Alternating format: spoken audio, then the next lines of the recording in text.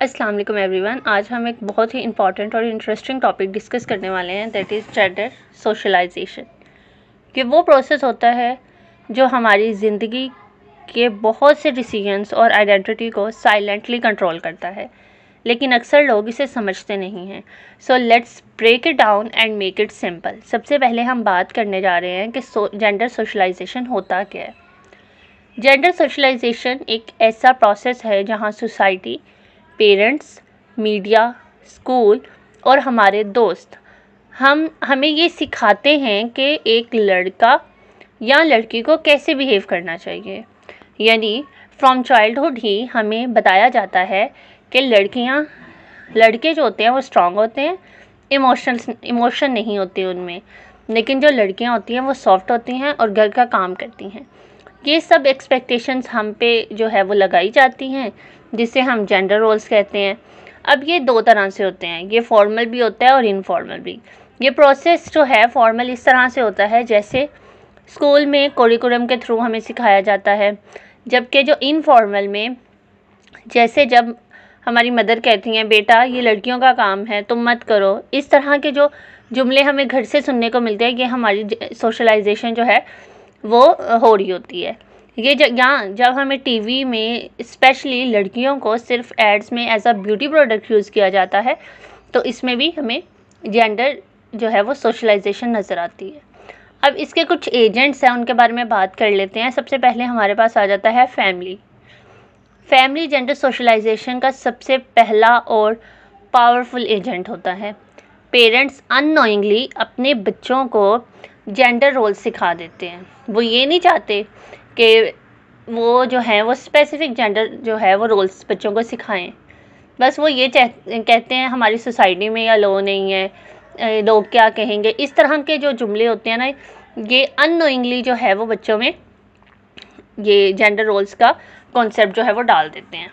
क्या कहते हैं वो कि लड़कियों के लिए जो है वो पिंक डॉल्स और जो किचन सेट्स होते हैं वो होते हैं, और लड़कों के लिए ब्लू टॉयज, ट्रक, इस तरह की जो चीज़ें होती हैं। इसी तरह जो घर के काम भी जेंडर बेस्ड डिवाइड हो जाते हैं, जो लॉन्ग टर्म इम्पैक्ट करते हैं। नेक्स्ट एजेंट हमारे पास आ जाता है स्कूल और एजुकेशन। स्कूल भी स्टीरियोटाइप को रीइंफोर्स कर सकता है। टीचर्स अक्सर मैथ्स में लड़कों को इंकरेज करती हैं और लड़कियों को आर्ट्स या होम इकोनॉमिक्स की तरफ लेके चलती हैं। लेकिन अगर स्कूल इंक्लूसिव हो तो ये रोल्स चैलेंजेस भी हो सकते हैं। नेक्स्ट हमारे पास आ जाता है media, which is a silent influencer. TV shows, movies, ads और सोशल मीडिया सब जेंडर रोल्स को प्रमोट करते हैं। हीरो हमेशा लड़का होता है, एक्शन वही करता है, अगर आपने देखा हो। लड़की यूजुअली विक्टिम या रोमांटिक इंटरेस्ट होती है। लेकिन अब यूट्यूब, इंस्टाग्राम जैसे प्लेटफॉर्म्स पर लोग चैलेंज भी कर रहे हैं स्टीरियोटाइप्स को, विच is a very good thing. Next हमारे पास आ जाता है एजेंट, दैट इज़ पीयर किसको कहते हैं? सोसाइटी और हमारे जो दोस्त हैं उनका जो प्रेशर होता है, जो हमारे करीबी दोस्त या रिलेटिव्स होते हैं उनका क्या इम्पैक्ट होता है। पीयर ग्रुप भी प्रेशर डालता है। अगर लड़का इमोशनल हो तो उसे लड़की जैसा कहा जाता है, और अगर लड़की बोल्ड हो तो उसे कैरेक्टरलेस कहा जाता है। इसी वजह से लोग अपनी असली अपना आप जो है वो छुपाते हैं जस्ट टू फिट इन। लेकिन बहुत से लोग ऐसे हैं जिनको कोई फ़र्क भी नहीं पड़ता कि हमारे बारे में कोई क्या सोच रहा है। नेक्स्ट अगर हम कल्चर और जेंडर सोशलाइजेशन के दरमियान क्या रिलेशन है उसको डिफ़ाइन करें, तो कल्चर भी डिफ़ाइन करता है कि एक मर्द और एक औरत के रोल्स क्या क्या होने चाहिए। फॉर एग्ज़ाम्पल, कुछ कल्चर्स में वुमेंस को सिर्फ हाउसवाइफ बनाना एक्सेप्ट होता है, और कुछ जगह पर उन्हें लीडरशिप रोल भी मिलते हैं।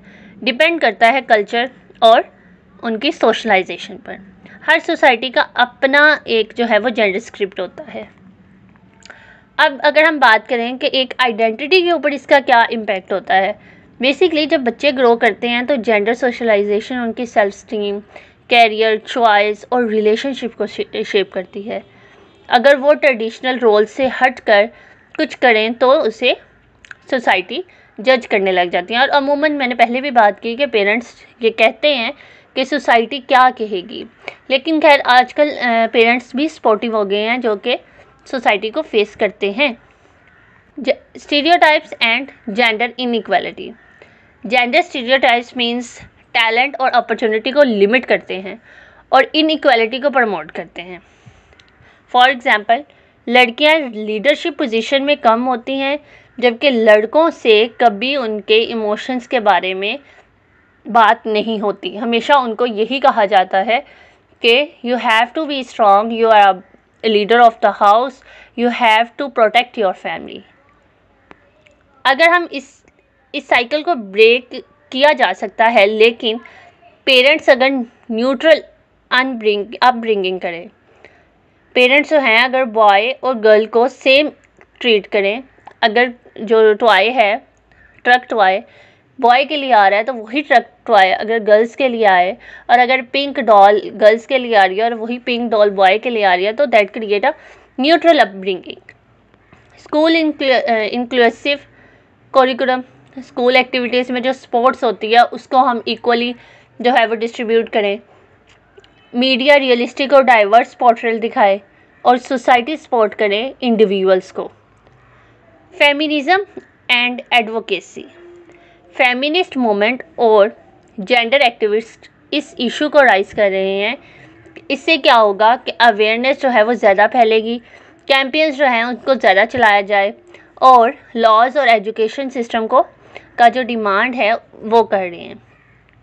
इससे क्या होगा, जेंडर सोशलाइजेशन में बेहतरी आना स्टार्ट हो जाएगी, और फ्यूचर में अगर हम टेक्नोलॉजी का यूज़ करें अवेयरनेस के लिए और इंक्लूसिव प्रैक्टिसेस अडॉप्ट करें स्कूल्स में, हाउसेस में, मीडिया में, तो हम एक ऐसी सोसाइटी क्रिएट कर सकते हैं कि जहां हर जेंडर के पास इक्वल अपॉर्चुनिटी हो। कंक्लूड करते हैं इस टॉपिक को कि जेंडर सोशलाइजेशन एक साइलेंट फोर्स है जो हमारी ज़िंदगी के हर पहलू को बहुत इफ़ेक्ट करती है, लेकिन अगर हम समझें कि कैसे एक प्रोसेस काम करता है तो हम स्टीरियोटाइप्स और इनइक्वालिटीज़ के अगेंस्ट खुद भी स्टैंड ले सकते हैं।